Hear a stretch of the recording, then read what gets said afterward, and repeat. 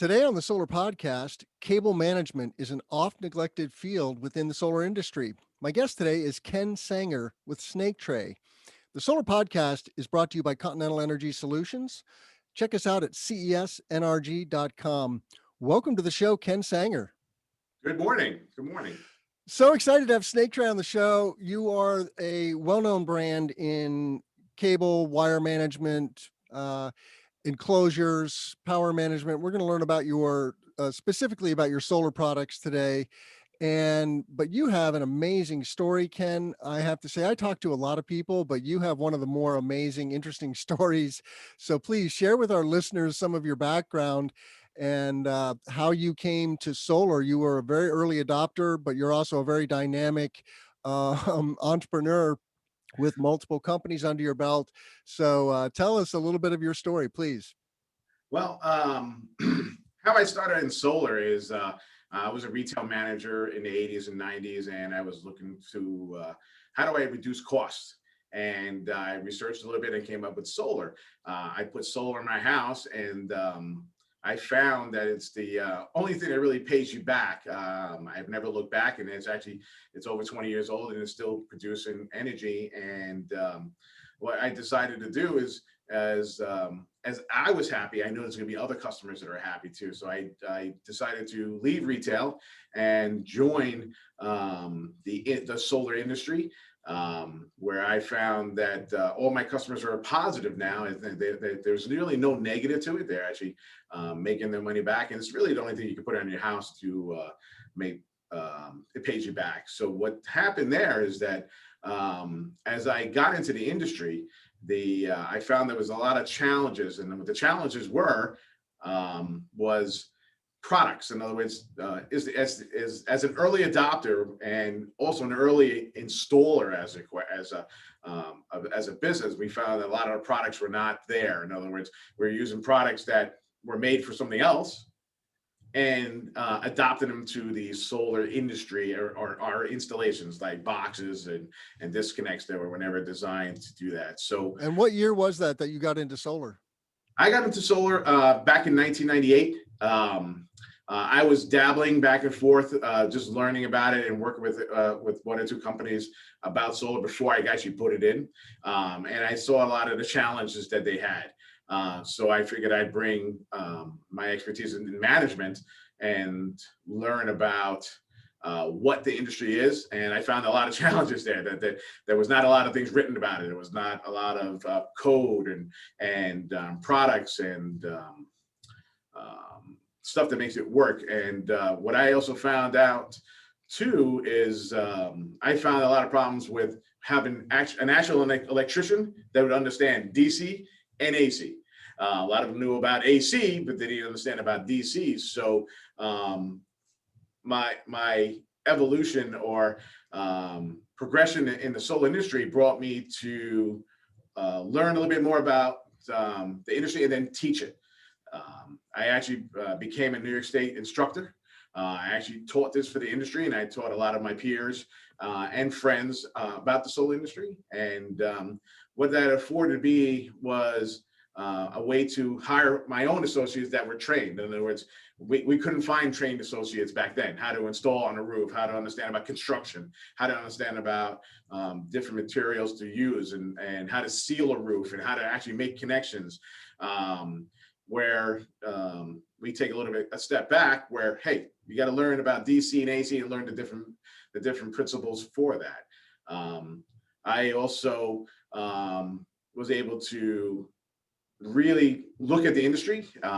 Another part of my evolution, where I figured that if I had the problem or someone else's problem, I actually moved and worked to write a standard on how to install solar.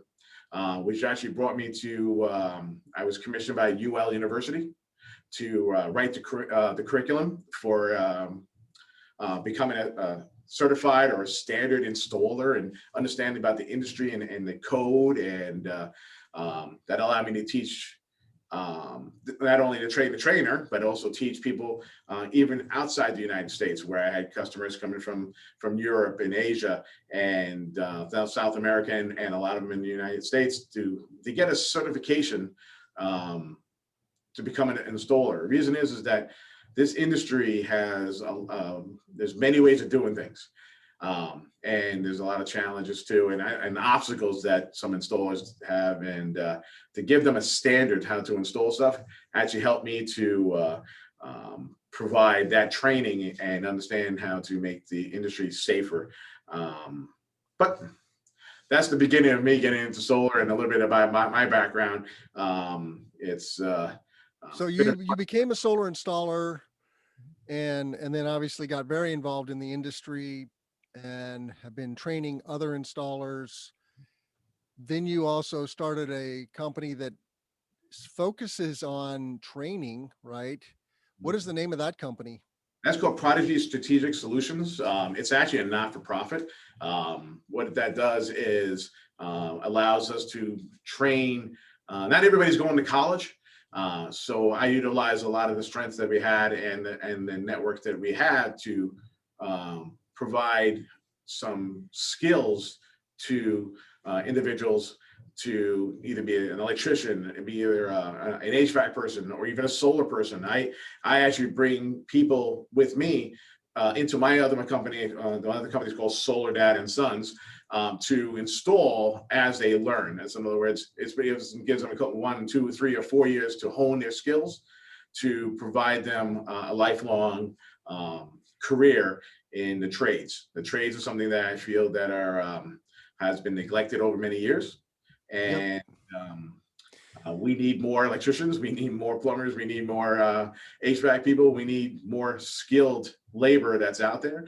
And I don't feel it's a lost art. I just think that everybody went to the college side, and not to forget the people that may not be suitable for college. They want to work with their hands.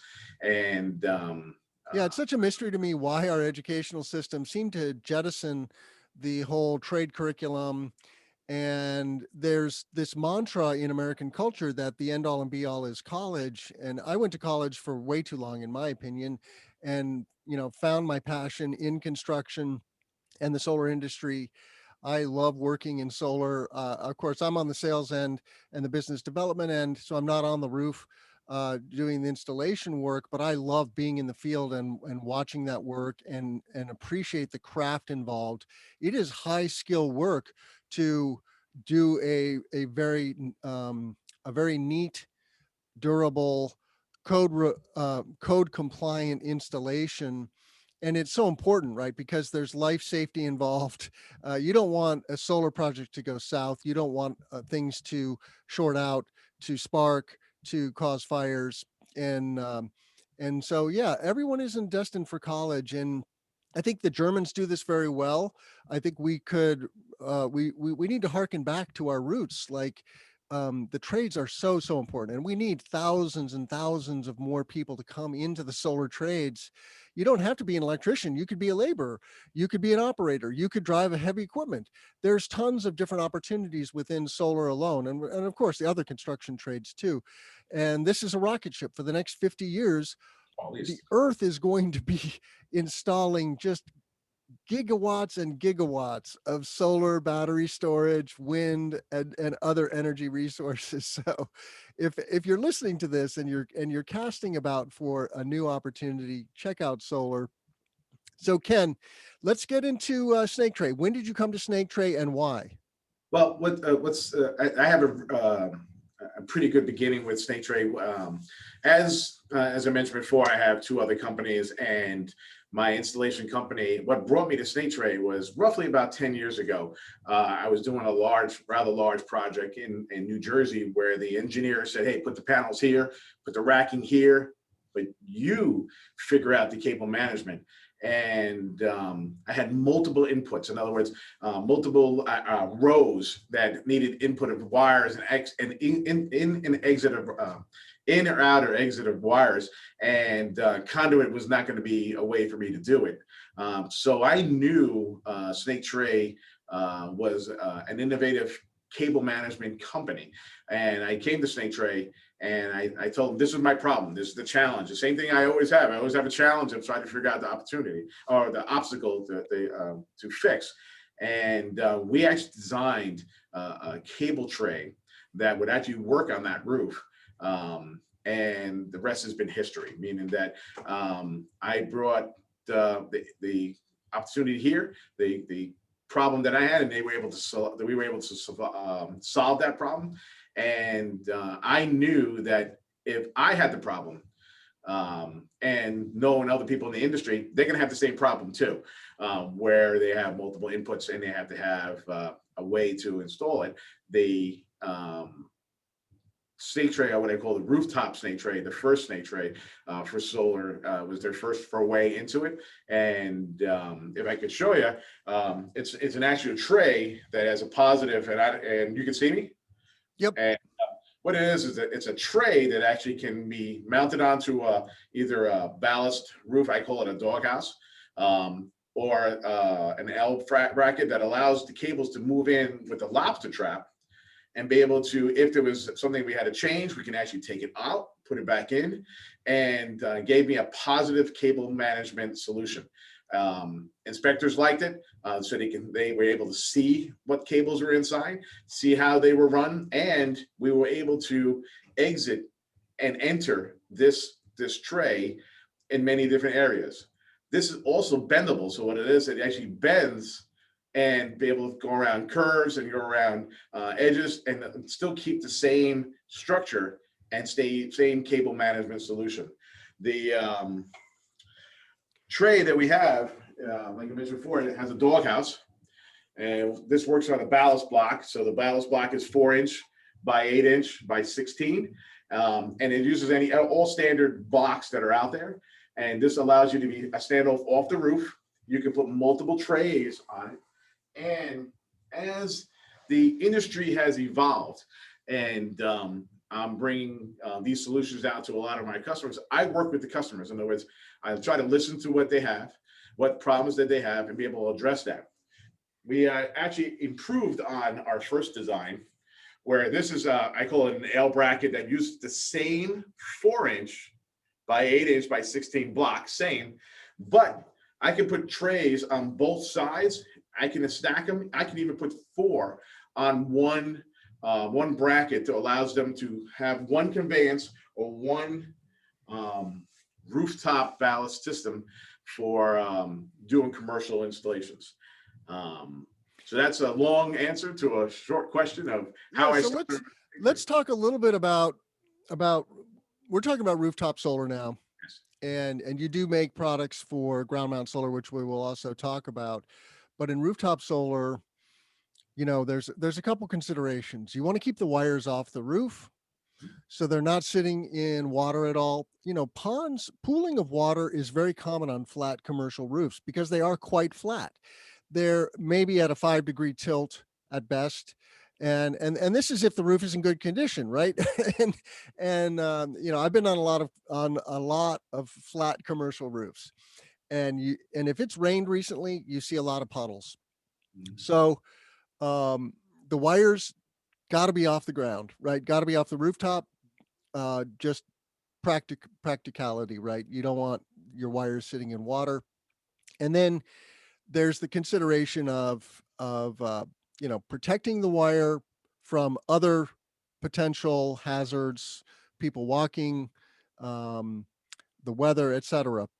But so when you think about wire management on a rooftop, and I forgot to mention, so then there's the ease of installation, and this is huge, Ken, because labor costs are very high in a solar installation, right? Labor is one of your biggest cost centers in a solar installation, as it should be, right? I mean, this is skilled labor, and you want people who know what they're doing, but you want it to be as easy for the installer as possible, so it goes quickly, efficiently, and so that the installers are happy with the products they're working with. There's nothing, can you imagine installing a product that you just don't like? That's frustrating because solar is very repetitive. You're doing the same things many, many times over.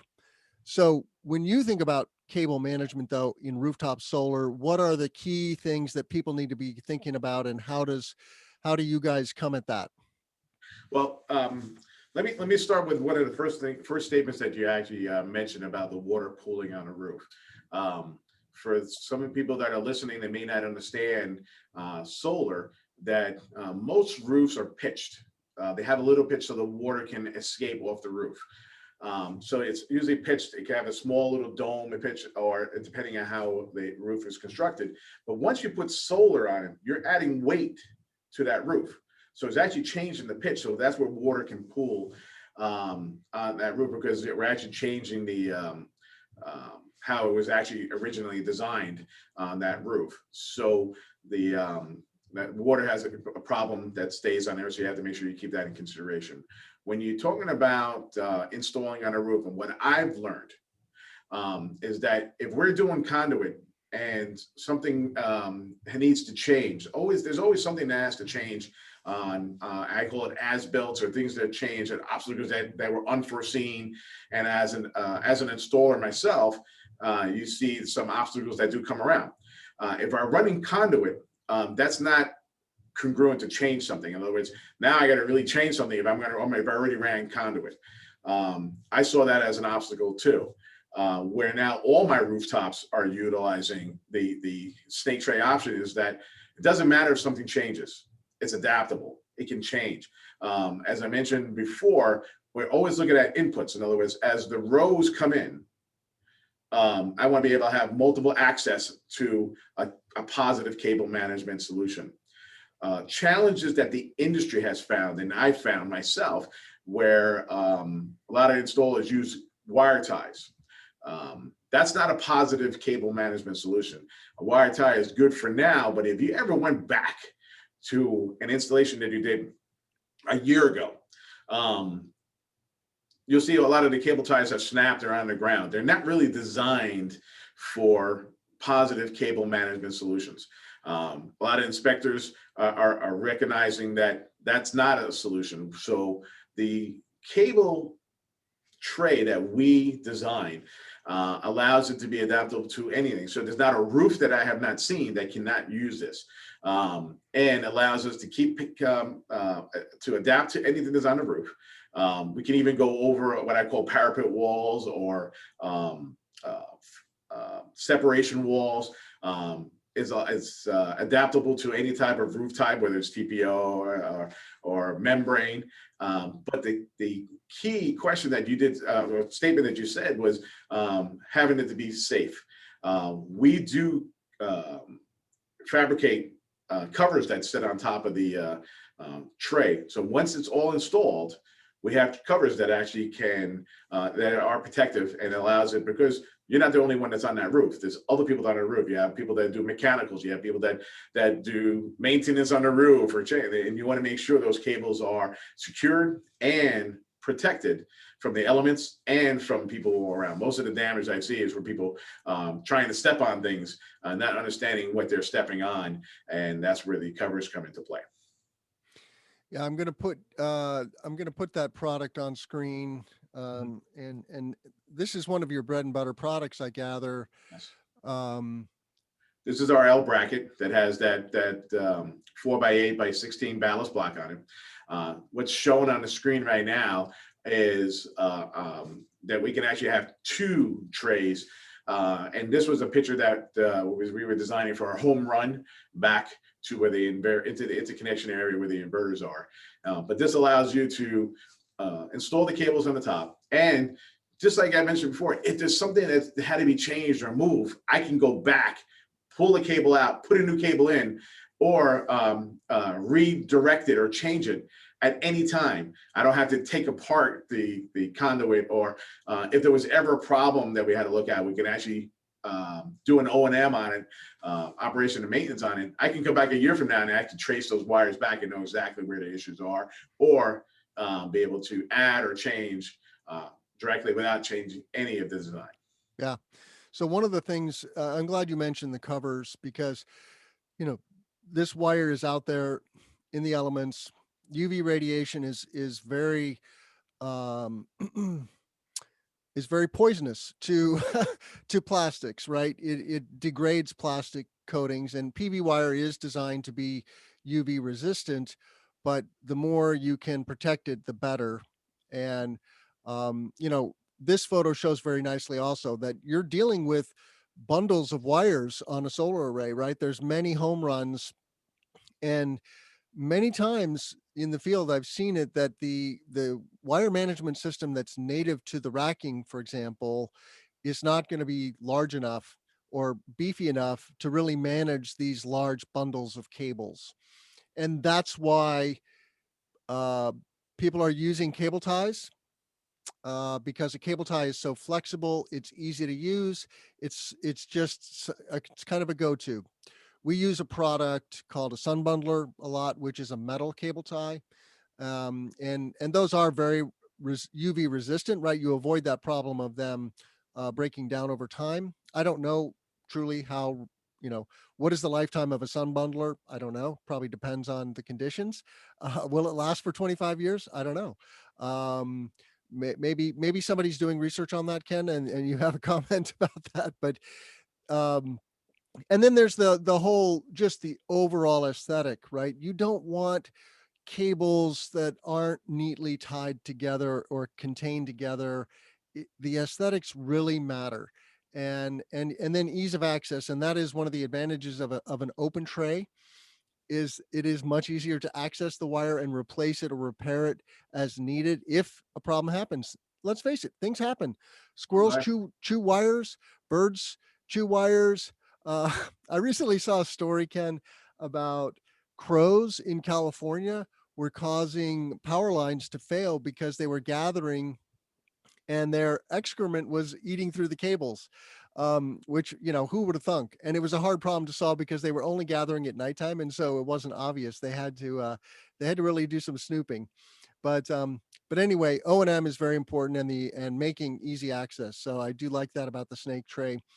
It is dependent on what the authority having jurisdiction will allow. So you always have to check with your AHJ, and there are different rules. In Chicago, for example, they really want the cables in conduit many times, and it's apples and oranges. So Well, I consider it more of an education. What happens with the inspectors? I teach inspectors also. If they don't see an option and see how it's designed, they go with what the old stuff is. Similar to how you were talking about before with the crows, we're still in the wild, wild west. Solar is still in its infancy. I learn something new every single day, and I teach the stuff. So as you mentioned, I have some projects that are going on in Chicago right now, but the inspector asked the question, they understood, and now it's accepted. So it's all about education on how to install and make sure it's all protected at the same time. As long as we cover all the boxes, as long as we make sure that the installation is professionally done and installed correctly, the inspectors will approve things. Every day I get phone calls from either AHJs or designers or engineers with questions because one, they've never seen it before. Two, it's all about options. Just like when I first started in solar, everything was new too. In other words, what options that are out there, and that's why this podcast is pretty good because now we can actually show many installers out there other options rather than stuck with just one thing, and it provides a lot of solutions to them. yeah, and I feel for the building inspectors because they are drinking from a fire hose, like here in Chicago or in Illinois in general, right? We had a burst of solar projects coming onto the scene where solar was very small. We had less than 200 megawatts in the whole state, and now we have a gigawatt. So all of a sudden, there's this pulse of rooftop and ground mount solar, and they've never seen it. And so it's not really their fault that they're defaulting to whatever they're used to saying. Oh, if you have wire on a roof, you got to run it through conduit. Um, and so yes, it's there's a need for education, Yeah. and I don't know if there's a standardization to that. Is there a standard place that AHJs go for training about new industries like solar? Well, they have many different industries that a lot of different ways for them to get the information.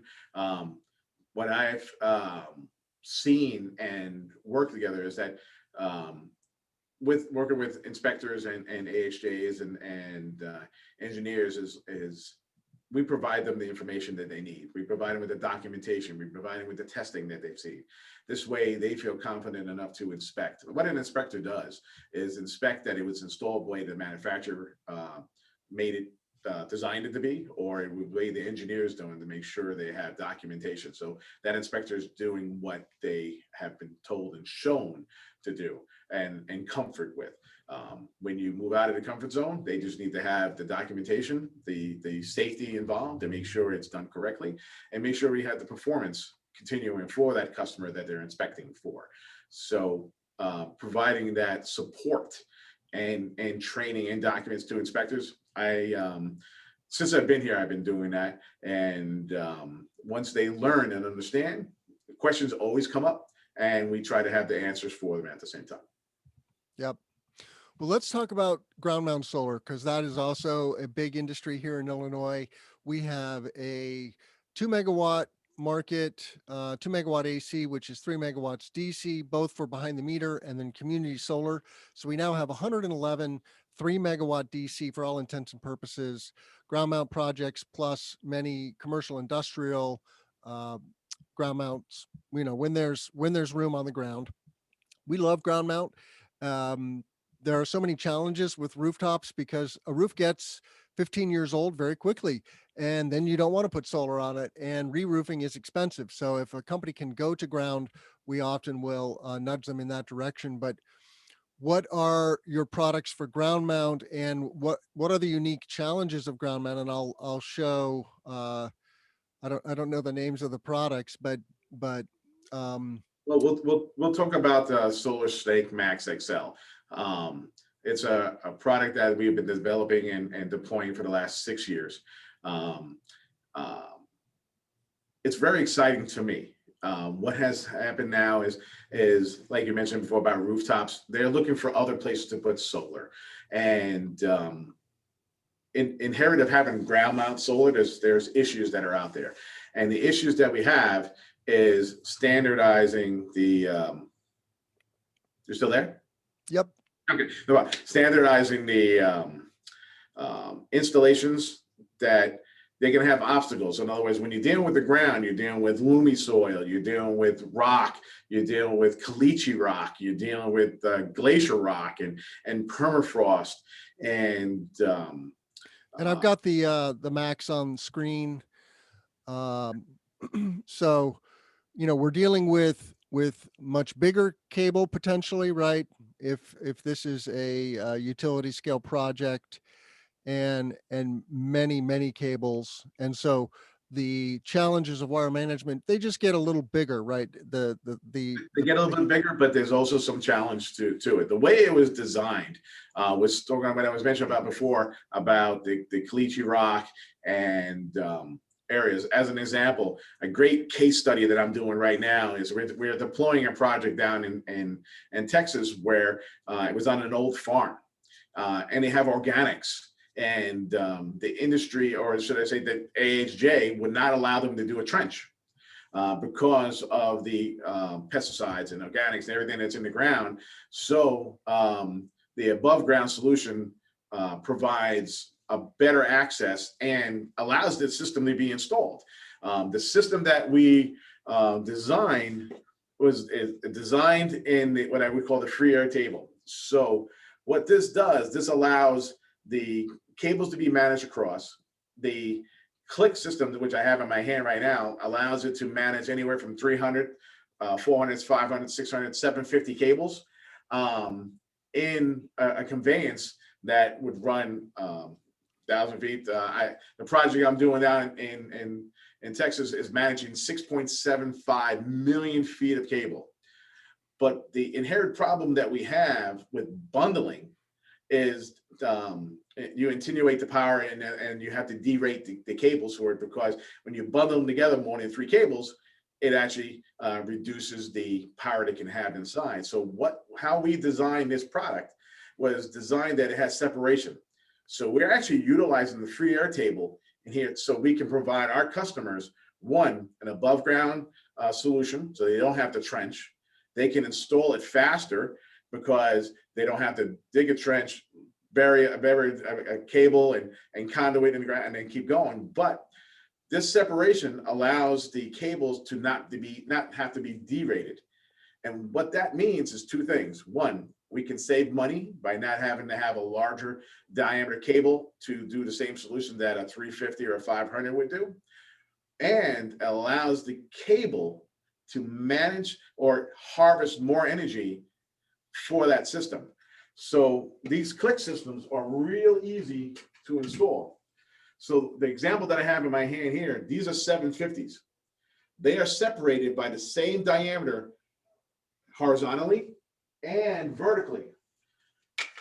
So they would click together and allow you to have one conveyance to bring your home run cables back, all in one size click. So the versatility of this click, it allows you to utilize 750s, 500s, 750s, I meant to 750, 300s, all in the same click. So the picture that you see on the wall right here, in that conveyance, they actually have 350s, they have 500s, 700s, all in one conveyance. And this conveyance can actually hold up to 36 750s in one unit.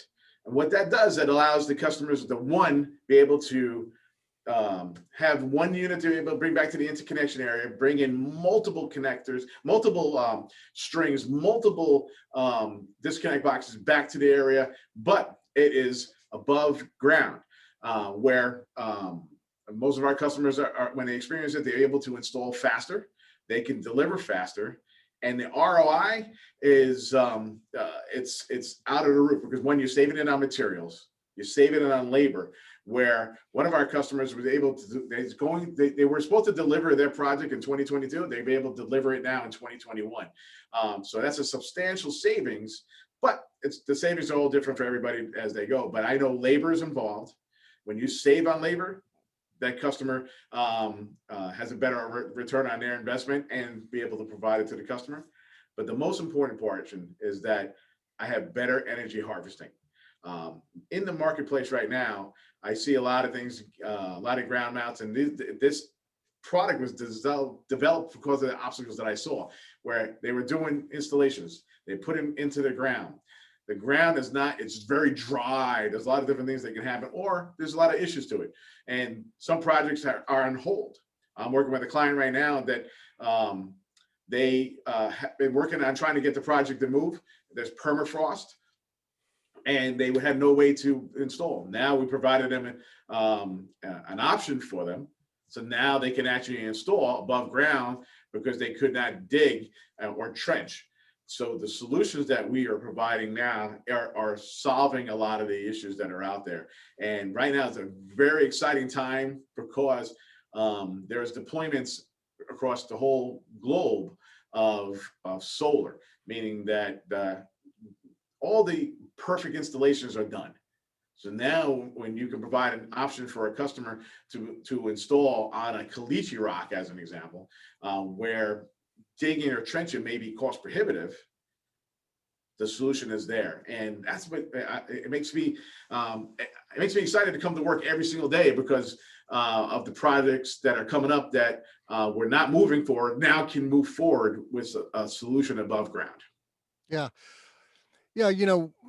One of the major considerations that you're touching on here for installers and developers, let's face it, the developers are often doing a lot of the pre-engineering and design work and setting the path for wire management. So the major consideration is, how much do you do above ground? How much do you do below ground? Below ground involves more equipment, more time, more labor. And we really like above ground wire management when it's done well, and there's good, bad, ugly there. We've seen some really sketchy installations. We are propping up a very robust O&M organization and taking advantage of the growth that Illinois and the Midwest is going through now. But I'm curious about medium voltage, Ken. Do you address that at all in your products? We do have several projects which we're deploying with a design that actually can have it manages. I don't have a picture for it, but it manages up to 1250s medium voltage back. It holds 3 on a single messenger wire above ground, and stay tuned. That's coming, and maybe we'll have another podcast for that, because it's just like, as I mentioned before, the canvas that a lot of our contractors or engineers or pre-construction folks are looking at may have some challenges. Boulder rock, they do a geo, they see a lot of problems. The same thing we're working on right now with medium voltage. The first design was to bring everything from the array to the inverters. Now we're working on inverters out and be able to put on top. So I'm glad you brought up O&M. With the cables being above ground, the O&M cost, it's not only just to install, is what happens after the fact. The O&M is easy to see. You can pinpoint issues. You can look at, hey, there's a problem with the wire. As an example, just installations of cables. I've been on sites where I've seen the operators or the installers receive a delivery of cable wire, and sometimes they hit it with a forklift, or they hit it with a device, and then they install it, they put it on. They're not identifying issues. So O&M with an above ground solution will also reduce that O&M, because I met with a customer that we're doing an above ground system with them, that they had an issue with a cable. They actually had to dig it all out and just to find the cable. Once these arrays are put up, you may not have enough space to go in with a backhoe and be able to dig cables out or conduit out to go do a test or find out where the problem is. Above ground, the O&M can be reduced. It can be rapid. It can be easy to remedy, and you can identify problems right away without having to compromise the foundation of the system as they go. So above ground is providing a lot of benefits to our customers right now, where, as we are learning, and solar is still brand new. So as everybody's learning how to install, they also have the challenges that come up. These are what we do here at Snake Tray, is provide solutions, provide questions or answers, or really solutions to what their questions or challenges they may have. Well, we're out of time, Ken. And yes, I would like to do another podcast with you to dig deeper into this. But how can our listeners reach you, Ken? Well, you can reach me here at Snake Tray. My email address is ken@snaketray.com. It's real easy. Or you can call us here at 631-674-0004. And please, there's videos that are out there. I'm publishing videos now of our installations. And I encourage Tim, thank you for inviting me for the podcast. And I am definitely open for another one, because I know this topic is growing. And as I mentioned before, if I'm having a problem with my own installation crews, I know listeners on your podcast are having the same challenges and questions and issues too. And this podcast allows them to learn and see other options, other solutions to what they're doing out there. And I appreciate the time today. Thanks. Yeah, we need more thought leaders like you, Ken, in the industry. So thank you for doing all that you do to grow the industry. You can find me at cesnrg.com. We publish all of our videos here on our website and on YouTube. Please subscribe to the channel if you appreciate this content. We are trying to grow the industry one podcast at a time, one project at a time. We're bringing you content like storage systems integration with Jason Beacock from Neon ES, real experts in that topic. Solar and storage is all the rage. Check that out. Decarbonizing solar. All solar panels are not created equal. Learn about the Ultra Low Carbon Solar Alliance. And hybrid power plants. We had NREL on the show talking about HOP, the hybrid optimization and performance platform. So lots of great content. And then also weekly, we bring you solar and storage news with John Weaver, the commercial solar guy. He and I break down the latest solar storage and renewable energy news every Wednesday, dropping a video there. So check that out. I want to thank my guest, Ken Sanger, the Director of Business Development for Snake Tray, for coming on the show. And I wish all of you a wonderful day. Let's grow solar. Let's go solar. Have a good day.